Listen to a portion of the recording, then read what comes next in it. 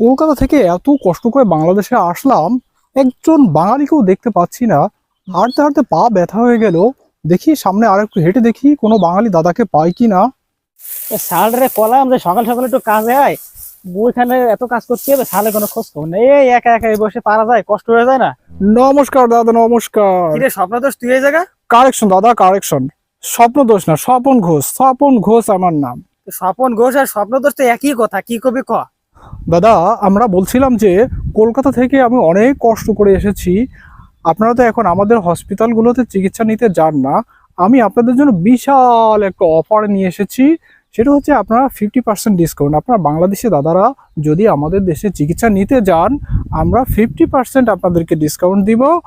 আর হচ্ছে আপনাদের ভিআইপি কেবিনে আপনাদের চিকিৎসা হবে।